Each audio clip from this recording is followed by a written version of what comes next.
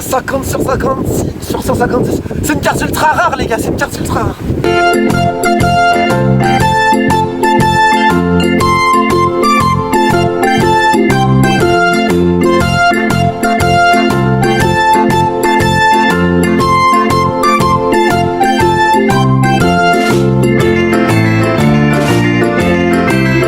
Oula, il va bientôt pleuvoir. Salut tout le monde, j'espère que vous allez tous très bien. On se retrouve pour une nouvelle vidéo du calendrier de l'Avent 2020. Une ouverture de cartes Pokémon avec un cadre magnifique. Collection Soleil et Lune, Ultra Prisme, des cartes supplémentaires. Comme d'habitude, on va regarder quel Pokémon c'est. On va essayer de deviner quel Pokémon se cache derrière chaque carte. Sans compter bien entendu les cartes dresseurs et les cartes énergie. C'est parti. C'est un booster qui est sorti du coup il y a 2 ou 3 ans, je sais plus, 2017 ou 2018. Et c'est un booster sous blister, bordel, ouais.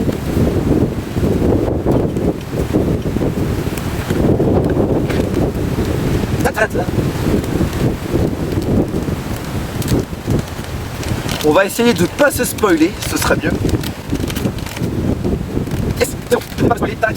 Alors attention, passe les cartes, ne sort pas le petit QR code, et je devrais peut-être dans la vidéo. Voilà, tac, c'est parti. On va essayer de pas se spoiler, ce serait mieux. C'est parti. J'ai fait exprès d'ouvrir le paquet dans le sens verso pour ne pas avoir les cartes. Et qu'est-ce que je fais? Je viens de commencer par la carte Lixie. J'avais juste à mettre ma main ou le QR code devant. Bref, c'est pas grave. Du coup, on commence avec Lixie. Lixie, c'est un Pokémon. Ah, j'adore Lixie. J'adore le Pokémon Lixie. C'est un de mes Pokémon préférés. Il est trop mignon. Ok, super. Donc ça me fait plaisir de l'avoir quand même si j'ai pas pu le deviner. En battant des ailes très vite, il peut générer une violente onde de choc qui peut briser des fenêtres. C'est une carte verte, donc certainement un type plante. Un Pokémon commun, enfin une carte commune. Un sécateur. Je dirais un sécateur. Yanma, yes, ok. Donc 2 Pokémon de la 4ème génération pour l'instant. Ok. Un Pokémon métallique certainement. Il rappelle des objets trouvés dans des sépultures anciennes. Nul ne sait s'ils sont liés. Je dirais Archéomir. Yes, Archéomir, 4ème génération également. La 4ème génération a l'air d'être très présente dans cette série de cartes. Pokémon combat, non dragon je crois. Il attend le passage d'une proie pour bondir hors de son trou et la croquer. Dans son élan, il se casse parfois les dents. Un Pokémon certainement dragon avec des dents. J'ai envie de dire en Brilex. Non, Greeknot. Je pense que c'est Greeknot si on continue sur la 4ème génération. Yes, Greeknot. Ah ouais. Bon là il n'est pas à son avantage mais c'est un Pokémon qui est plutôt mignon et qui a une méga évolution finale, méga Garchakroc qui est waouh, trop stylé. Moi j'aime trop. Oh non. Les Rosélia arrosés avec une eau de source riche en nutriments rendraient des couleurs uniques. Bon bah c'est Rosélia que j'adore, qui évolue en Roserade, qui est très magnifique. Oh yes, on a une rare. Oh c'est une reverse rare, yes. Oh je suis un enfant les gars. Oh il y a du soleil qui regarde. Alors il y a des nuages noirs et du soleil, ça sent l'arc-en-ciel, mais peut-être aussi la pluie.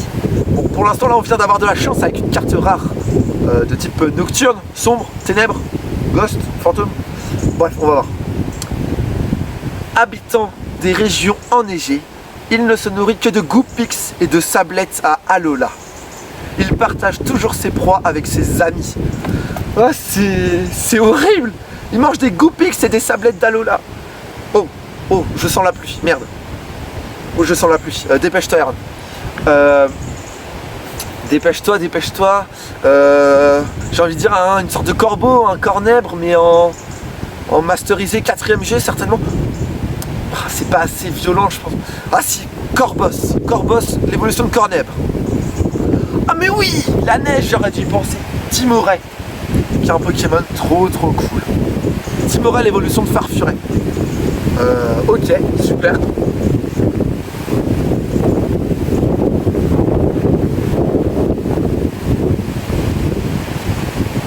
Ah, c'est une carte supporter. Oh, 150 sur 56 sur 156. C'est une carte ultra rare, les gars, c'est une carte ultra rare. Vous ne pouvez jouer qu'une seule carte supporter pendant votre tour, avant votre attaque. Néo, Néfi. Oh putain. Oh putain, elle est trop bien. Oh, je suis trop content. Ah, je suis trop un enfant. Ah, j'adore.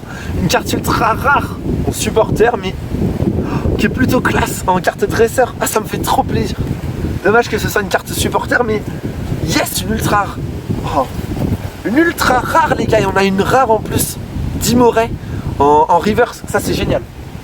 C'est génial parce qu'on aurait pu tomber sur une carte commune. Bref, énergie plante. Et la pluie arrive, donc faut que je me dépêche.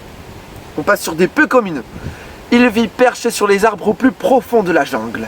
Plus rarement, on le croise sur le littoral, en plein concours d'intelligence avec un roi Gada. J'aime bien, ils font des allusions avec d'autres races de Pokémon, c'est plutôt sympa. Une peu commune, je pense que c'est l'évolution du Capumain. Capidextre. Je pense que c'est Capidextre, si on reste toujours dans la 4ème génération. Ah, trop bien, on est plus sur la 4G.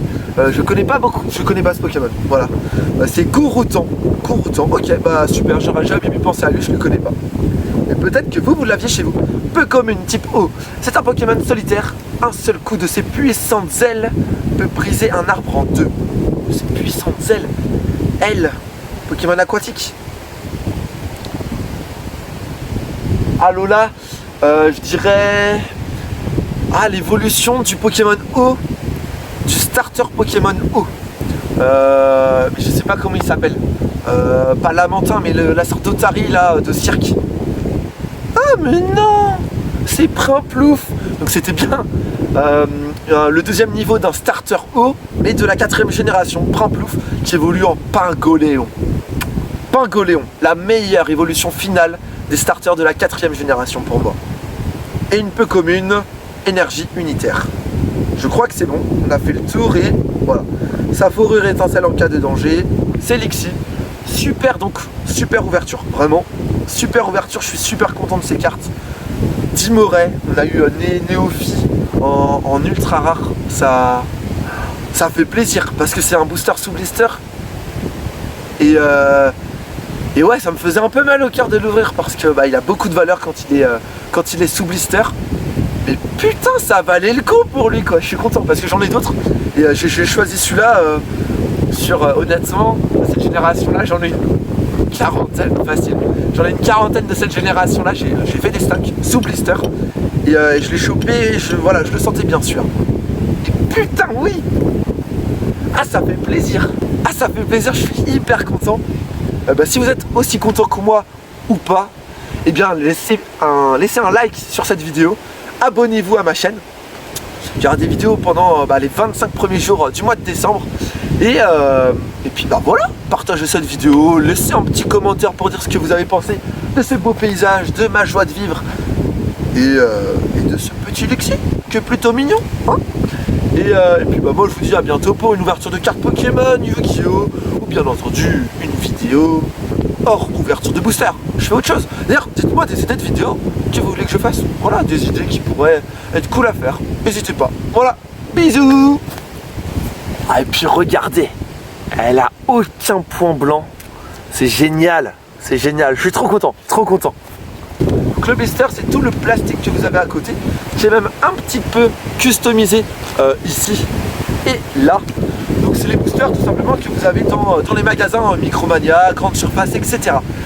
En fait, alors je sais plus comment ça se passe aujourd'hui, mais en tout cas il y a quelques années, il y a 4-5 ans, quand je m'intéressais vraiment aux boosters Pokémon, ça doublait la valeur d'un booster. Donc surtout les boosters de collection qui datent il y a 15-20 ans, les premiers boosters sortis, s'ils sont sous blister, ça double la valeur du booster, c'est énorme.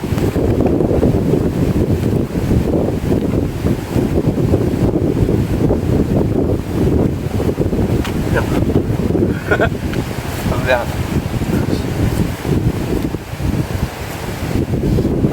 Ok. Allez, on est chaud, on est chaud. C'est parti, 3, 2, 1.